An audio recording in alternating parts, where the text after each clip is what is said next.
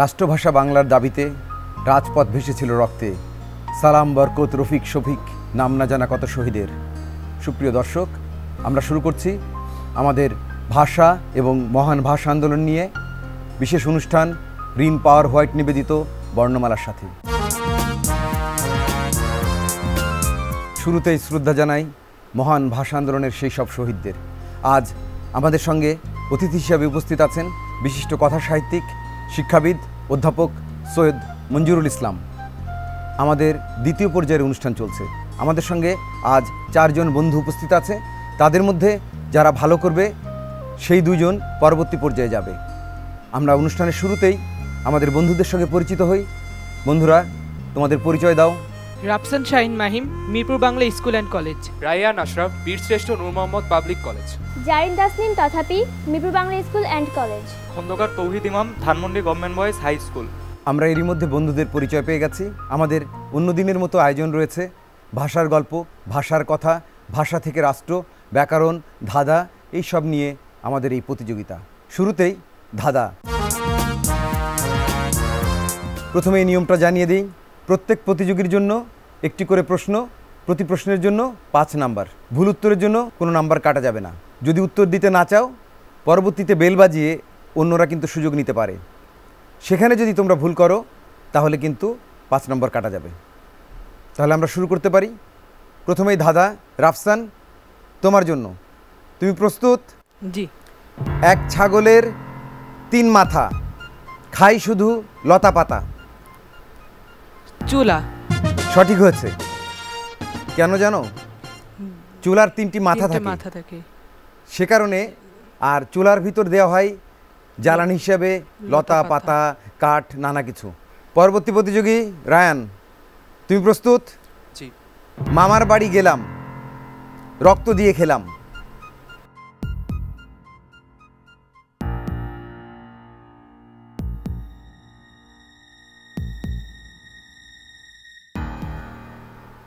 তুমি পারছো না, তাহলে এই প্রশ্নটি পরবর্তী প্রতিযোগীদের জন্য উন্মুক্ত হয়ে গেল। তোমরা বেল হাতে প্রস্তুত হও। রায়ান বাদে অন্য 3 জন। যে আগে বেল বাজাবে তাকে সুযোগ দেব আমি। মামার বাড়ি গেলাম, রক্ত দিয়ে খেলাম। খুবই সহজ, কিন্তু একটু ভাবলেই তোমরা পারবে আমার মনে হয়। জারিন, লাল শাক। সঠিক হয়েছে। রক্ত দিয়ে খেলাম, রক্ত দিয়ে তো ভাত খাওয়া যায় না। শুধুমাত্র লাল শাক দিয়ে যখন আমরা ভাত মাখাই তখন সেটি রক্তের মতো লাল হয়। আর সে কারণেই আমার মনে হয় এবার জারিন তোমার পালা। তোমার জন্য নির্ধারিত প্রশ্ন। রাজার বাড়ির ঘোড়া, এক বিয়ানে বুড়া। খুবই সহজ, একটু ভাবলেই বলতে পারবে।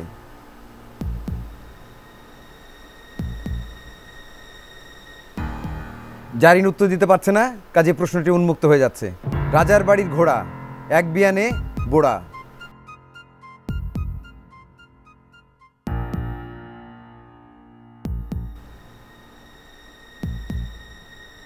কেউ পারছো না? উত্তরটা হচ্ছে কলা গাছ।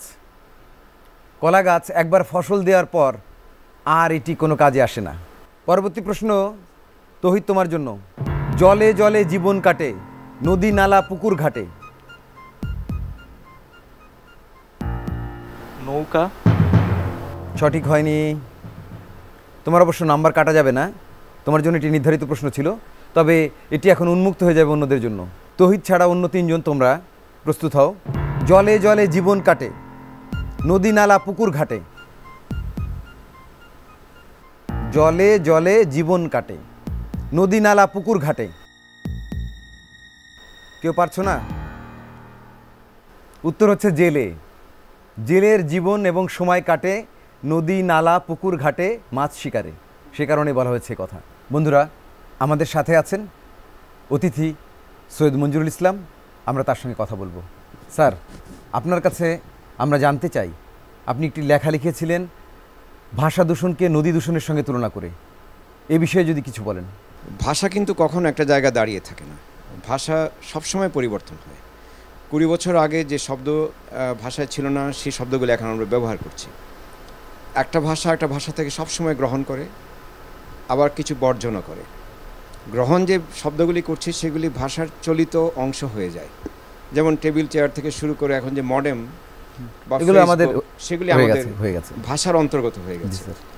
ভাষাটা নদীর মতো বলি আমরা, সবসময় বয়ে চলে, কিন্তু নদীতে যদি দূষণ থাকে তাহলে সেই নদীর প্রাণটা মরে যায়, ঠিক কিনা? যদি আমি নদীতে সব কিছু ফেলতে থাকি, তাহলে বর্জ্য নদী ফেলি, তাহলে নদী মরে যেতে পারে। বুঝে যায়, নষ্ট হয়ে যায়। সেরকম আমাদের বুড়িগঙ্গার দিকে তাকলেই তো বুঝতে পারো কী অবস্থা হয়। এখন দূষণটা কোথায় হয়? ভাষার। যে গ্রহণগুলি আমাদের প্রয়োজনীয় না, যদি সেগুলি আমরা গ্রহণ করি, একটা উদাহরণ দেই, যে ফ্রেন্ডসরা সেন্ড করো, ফ্রেন্ডস তো বন্ধু। এই যে এতক্ষণ আমি বন্ধু বন্ধু শুনছি, ভালো লাগছে না শুনে? লাগছে সেন্ড করো মানে কি? পাঠাও।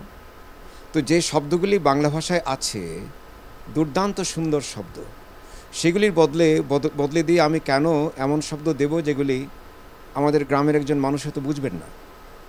তাহলে আমি এক ধরনের মিশ্রণ তৈরি করছি ভাষায়। সেই মিশ্রণটা একসময় বাংলা ভাষার শব্দগুলোকে শেষ করে দিচ্ছে। এখন ভেবে দেখো, যদি আমরা ক্রমাগত এই সেন্ড করুন বলতে থাকে, বা বাট বলতে থাকে, তাহলে কিন্তু মরে যাবে, আর পাঠিয়ে দিন এটা মরে যাবে। তাহলে সেটা কি উচিত আমাদের? তো এখন অনেকে বলেন, কথা আছে নাকি স্মার্ট, ইংরেজি ব্যবহার করলে তুমি যে স্মার্ট হয়ে যাবে তা কিন্তু না। কতখানি বুদ্ধিদীপ্তভাবে ভাষা ব্যবহার করছো, সেখানে তোমার আসলে ওই চাকচিক্যটা নির্ভর করছে। সেটাই আসল। সেই জন্য আমি তোমাদেরকে একটা অনুরোধ করব, তোমরা যখন বাংলা ভাষা বলবে, বাংলা ভাষার ভিতরে একটা সঙ্গীত আছে, গান আছে, ওটি শুনে ওটাকে বের করার জন্য সেরকম বাংলা ব্যবহার করবে। যখন ইংরেজি বলবে, ইংরেজিটাকে চূড়ান্ত ভালোভাবে শিখতে হবে আমাদের, কারণ বৈশ্বিক লেনদেনের ভাষা হচ্ছে আমাদের ইংরেজি। সেটি শিখে তুমি সেই ভাষাটা সুন্দরভাবে বলো। বারাক ওবামার মতো বলো না, তোমাকে তো বাধা দিচ্ছে না, কিন্তু একটা ভাষাকে একটা ভাষার ভিতরে ঢুকিয়ে দিলে দুটো ভাষাই ক্ষতি সাধন হয়, যার জন্য আমরা না ইংরেজি শিখতে পারছি, না না আমাদের আমাদের বাংলা শিখতে পারছি। এবার আমাদের ফলাফল জানাবার পালা। আমরা দেখি গত অংশে আমাদের বন্ধুরা কে কেমন করেছে। আমি জানিয়ে দিচ্ছি, তহিদ ইমাম, তোমার খাতায় যোগ হয়েছে 0। জারিন, তোমার খাতায় যোগ হয়েছে 5 নম্বর। রায়ান, তোমার খাতায় 0। রাফসান, তোমার খাতায় যোগ হয়েছে 5 নম্বর। বন্ধুরা, আমরা এরই মধ্যে তোমাদের প্রথম পর্বের ফলাফল পেয়ে গেছি। আমাদের এবারের অংশ ভাষার গল্প, ভাষার কাব্য থেকে মুক্ত প্রশ্ন। নিয়মটা জানিয়ে দিচ্ছি, একটি প্রশ্ন থাকবে, বেল হাতে প্রস্তুত থাকবে। সঠিক উত্তরের জন্য 10 নাম্বার, ভুল হলে কাটা যাবে 10 নাম্বার। তাহলে তোমরা প্রস্তুত? প্রশ্ন হচ্ছে, জ্যোৎস্নার রঙে আঁকা ছবি, এটি একটি শিশু কিশোরদের উপযোগী গ্রন্থ। বলতে হবে এই বইটি কে লিখেছে। যে পারবে তার খাতায় যুক্ত হবে 10 নম্বর।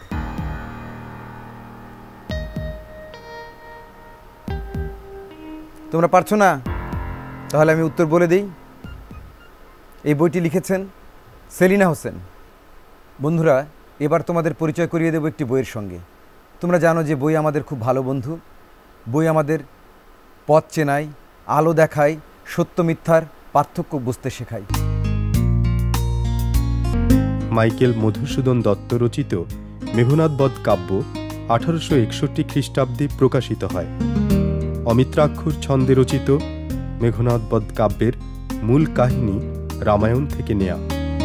রামায়ণের কবি বাল্মীকি রামচন্দ্রের প্রতি সহানুভূতি ও পরিবারের স্বজাতি প্রেম ও দেশাত্মবোধের এক অনুপম ভাষাচিত্র অঙ্কন করেছেন। মেঘনাদ বধ কাব্যে রাম, সীতা, নারায়ণ, লক্ষ্মী সাধারণ মানুষের মতোই সুখ দুঃখে আন্দোলিত, রক্ত মাংসে গড়া মানব মানবী। অন্যদিকে রাবণ ও মেঘনাদ স্বমহিমায় দেশপ্রেমিকের ঔজ্জ্বল্যে উদ্ভাসিত।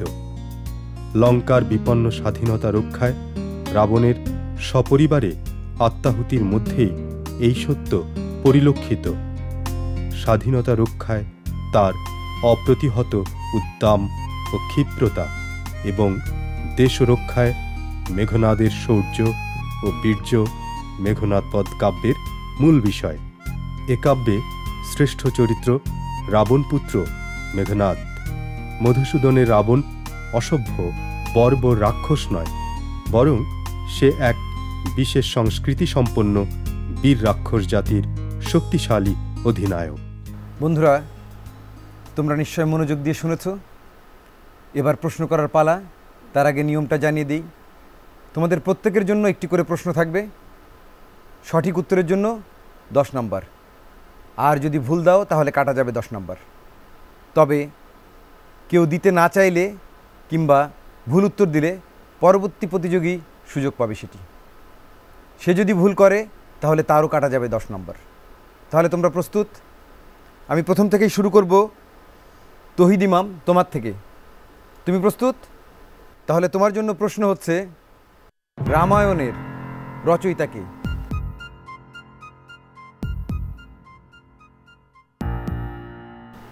বাল্মীকি। তোমার উত্তর সঠিক হয়েছে, তোমার খাতায় নম্বর যোগ হলো। জারিন, তুমি প্রস্তুত? তোমার জন্য প্রশ্ন, মেঘনাদের বাবার নাম কি ছিল? রাবণ। সঠিক হয়েছে, তোমার খাতায় আমরা 10 নম্বর যোগ করে নিলাম। এরপর রায়ান, তোমার জন্য প্রশ্ন, মেঘনাদ বধ কাব্য কোন ছন্দে লেখা? অমিত্রাক্ষর ছন্দে। সঠিক হয়েছে, তোমার খাতায় আমরা 10 নম্বর যোগ করে নিলাম। আমরা পরবর্তী প্রশ্নে যাব। রাফসান, তোমার জন্য প্রশ্ন হচ্ছে, মেঘনাদ বধ কত সালে প্রকাশিত হয়? 1861 সালে। তোমার উত্তর সঠিক হয়েছে। 1861 সালে মাইকেল মধুসূদন দত্তের এই মেঘনাদ বধ মহাকাব্যটি প্রকাশিত হয়।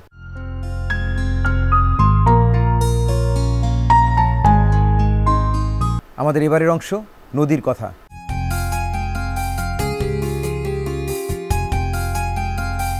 সুরমা আর কুশিয়ারা দুই সহোদরা, কেননা নদী দুটোর উৎসমূল একই।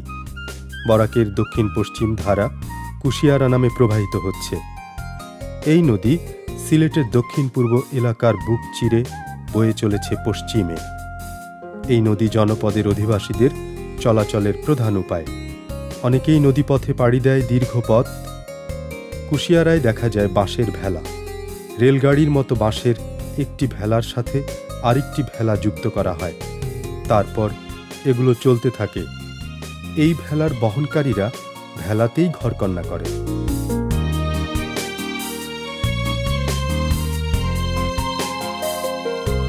সিলেটের বেশিরভাগ নদী শীতে শুকিয়ে যায়, কিন্তু ব্যতিক্রম দুটি নদী, যার একটি কুশিয়ারা, যা শীতে নাব্যতা হারায় না। এই নদী হাওড় আর বিলে পানির যোগান দেয়। কুশিয়ারা বর্ষায় দুকুল প্লাবিত করে চলে। প্লাবিত হয় জনপদের পর জনপদ। আবার কখনো পাড় ভেঙে এই নদী বয়ে চলে। আসামের করিমগঞ্জ আর ত্রিপুরার পাহাড়ি এলাকা থেকে প্রতি বছর জল আর পলি বহন করে আনে এই নদী। বন্ধুরা, তোমরা নিশ্চয়ই মনোযোগ দিয়ে শুনেছ। এবার প্রশ্নের পালা। নিয়ম হচ্ছে, একটি প্রশ্ন করা হবে, সবাই বেল হাতে প্রস্তুত থাকবে। সঠিক উত্তরের জন্য 10 নম্বর, ভুল হলে কাটা যাবে। যে আগে বেল বাজাবে তাকেই সুযোগ দেওয়া হবে। প্রশ্ন হচ্ছে, কুশিয়ারা নদীতে সবচেয়ে কি বেশি দেখা যায়? আমার মনে হয় রায়ান আগে বাজিয়েছে, তাকে আমরা সুযোগ দিতে পারি। কুশিয়ারাতে বাঁশের ভেলা সবচেয়ে বেশি দেখা যায়। সঠিক হয়েছে, তোমার খাতায় 10 নম্বর যোগ হলো। আমাদের এবারের পর্ব, ভাষা থেকে রাষ্ট্র। আমাদের এই পর্বের নিয়ম জানিয়ে দিই তোমাদেরকে। একটি প্রশ্ন থাকবে প্রত্যেকের জন্য, 5 নম্বর। ভুল হলে নাম্বার কাটা যাবে না। তাহলে তোমরা প্রস্তুত? প্রথম প্রশ্ন শুরু করছি। তহিদ, তোমার কাছ থেকে। বাংলা ভাষার দাবিতে সর্বস্তরের মানুষ কত সালে মিছিল করেছিল? 1948 সালে। সঠিক হয়নি, 1947 সালে। আমরা তোমার খাতায় নাম্বার যোগ করতে পারলাম না। জারিন, তোমার জন্য প্রশ্ন। ঢাকা বিশ্ববিদ্যালয়ের উপাচার্য সৈয়দ মাহমুদ হাসান কত সালে সলিমুল্লাহ হলে মাতৃভাষাকে রাষ্ট্রভাষা করার পক্ষে তিনি বক্তৃতা করেছিলেন? 1948। সঠিক হয়েছে। রায়ান, তোমার জন্য পরবর্তী প্রশ্ন। রাষ্ট্রভাষা সংগ্রাম পরিষদ কবে গঠিত হয়?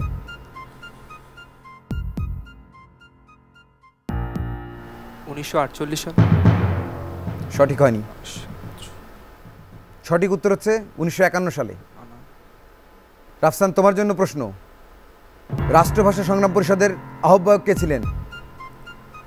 নুরুল হক ভূঁইয়া। সঠিক হয়নি। সঠিক উত্তর হচ্ছে আব্দুল মতিন। বন্ধুরা, আমরা এবার আমাদের এই অংশের নাম্বারটি জেনে নিই, কে কত পেয়েছে। তহিদ ইমাম, তুমি পেয়েছো 0। জারিন, তুমি পেয়েছো 5। রায়ান, তুমি পেয়েছো 0। রাফসান, তুমি পেয়েছো 0। বন্ধুরা, এবার ব্যাকরণ থেকে মুক্ত প্রশ্ন। এই পর্বে তোমাদেরকে বেল বাজিয়ে উত্তর দিতে হবে। 4টি প্রশ্ন থাকবে, যে আগে বেল বাজাবে সেই সুযোগ পাবে। প্রত্যেক প্রশ্নের জন্য তোমরা পাবে 5 নম্বর, ভুল হলে কাটা যাবে 5 নম্বর। প্রথম প্রশ্ন, দক্ষিণের হাওয়া দেওয়া। রাফসান, শাহিন বাজিয়েছে, দেখি শাহিনের উত্তরটা সঠিক হয় কি না। আপনার দায়িত্ব থেকে সরে আসা। হ্যাঁ, সঠিক হয়েছে তোমার উত্তর। আসলে কোনো দায়িত্ব না রাখা বা দায়িত্বের থেকে দূরে সরে যাওয়া, এরকম অর্থে। পরের প্রশ্ন, দন্তন্যর পূর্বে যদি রি, র এবং মূর্ধন্য ষ থাকে তাহলে এই ধ্বনিটি পরিবর্তন হয়ে কি ঘটে? আবারও রাফসান। মূর্ধন্য। সঠিক হয়েছে। তোমরা জানো এটি হচ্ছে বাংলা বানানের একটি নিয়মের রীতি। পরের প্রশ্ন, রাঙামূলো, এই বাগধারার অর্থ কি? রাঙামূলো খুবই সহজ, কিন্তু এটি একটি বাংলা বাগধারা। কেউ পারছো না? উত্তর হচ্ছে দেখতে সুন্দর কিন্তু কাজে আসে না। এই পর্বের শেষ প্রশ্ন, এক কথায় প্রকাশ করো। অলংকারের ধ্বনি। আমি দেখতে পাচ্ছি জারিন বেল বাজিয়েছে, উত্তরটি বলো। ঝংকার। উত্তরটা সঠিক হয়নি, অলংকারের শব্দ। সিঞ্জন, আমরা তোমাকে নম্বর দিতে পারলাম না। সুপ্রিয় দর্শক, আমরা আমাদের অনুষ্ঠানের একেবারেই প্রান্তে এসে গেছি। অনুষ্ঠান শেষ করবার আগে আমি আমার প্রতিযোগীদেরকে অনুরোধ করব, আমাদের অতিথির সঙ্গে তারা যদি কোনো কথা বলতে চায়, কোনো প্রশ্ন জিজ্ঞেস করতে চায়, খুব সংক্ষেপে।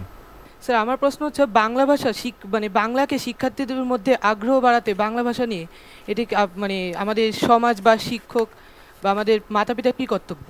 তুমি তো জানো একটা ভাষার 4টা দক্ষতা লাগে না, বলা, শোনা এবং পড়া আর বোঝা। এই ধরনের কয়েকটা দক্ষতা লাগে। তো সবগুলো যদি একখানে না জড়ো হয় তাহলে কিন্তু ভাষাটা বিকশিত হয় না। পড়ার ভূমিকাটা খুব গুরুত্বপূর্ণ। শুধু কথা বললেই ভাষা শেখা যায় না, তোমাকে লিখতে হবে, পড়তে হবে, শুনতে হবে। তো লেখার ব্যাপারটা হচ্ছে তুমি প্রতিদিন যদি একটা পৃষ্ঠা করে লিখো, তোমার কল্পনায় যায় আসছে সেটাকে যদি সুন্দরভাবে লিখে ফেলো। একটা সুন্দর সূর্যাস্ত দেখেছো, সেটা নিয়ে একটা পৃষ্ঠা লিখে ফেললে। কারোর সঙ্গে দেখা হলো অনেক দিন পর, সেটা নিয়ে একটা পৃষ্ঠা লিখে ফেললে। আর যদি প্রতিদিন কিছু পড়ো, অন্তত কয়েকটা পৃষ্ঠা করে যদি পড়ো ভালো বাংলা বই, তাহলে দেখবে তোমার ভিতরে একটা শক্তি তৈরি হচ্ছে, যে শক্তি দিয়ে তুমি সব কিছু বুঝতে পারছো এবং তোমার কথা বলার ভিতর কোনো জড়তা থাকছে না। তুমি সুন্দর পরিষ্কার বাংলায় তোমার মনের কথাগুলি প্রকাশ করতে পারছো। তো খুব ভালো লাগবে না তোমার যদি এই ধরনের একটা অবস্থা হয়? কাজেই বাড়িতে বই রাখবে, বই পড়বে, ভালো ভালো কথাগুলি শুনবে আর নিজের হাতে যা সম্ভব লিখবে। এই 4টা বিষয় যদি আর শুনবে, মানে ভালো কথাগুলি শুনবে, এগুলি যদি একখানে নিয়ে আসতে পারো তাহলে তোমার ভাষা অত্যন্ত সুন্দর হয়ে দাঁড়াবে। স্যার, আপনাকে অসংখ্য ধন্যবাদ। আমাদের হাতে ফলাফল এসে গেছে। এবার আমরা দেখি আজকের এই পর্ব থেকে পরবর্তী পর্বে কারা কারা যাচ্ছে। তৌহিদ ইমাম, তুমি পেয়েছো 10। জারিন তাসনিম, তুমি পেয়েছো 15। রায়ান, তুমি পেয়েছো 20। রাফসান, তুমি পেয়েছো 25। বন্ধুরা, আমাদের এই পর্ব থেকে পরবর্তী পর্বে যাচ্ছে রাফসান এবং রায়ান। তাদের জন্য অভিনন্দন। সেই সঙ্গে আমাদের সঙ্গে যারা যেতে পারছে না তাদের জন্য রয়েছে একগুচ্ছ বই এবং একটি সনদপত্র। আমি আমাদের সম্মানিত অতিথির কাছ থেকে প্রথমেই তৌহিদকে বলছি বই এবং সনদপত্র গ্রহণের জন্য। তৌহিদ, এখানে স্যারের কাছ থেকে। এবার জারিন। সুপ্রিয় দর্শক, ভাষার মাসে ভাষার ভালোবাসায় আমাদের সঙ্গে থাকুন আর চোখ রাখুন এনটিভির পর্দায়। দেখতে থাকুন রিন পাওয়ার হোয়াইট নিবেদিত বর্ণমালার সাথে, মাতৃভাষার সাথে।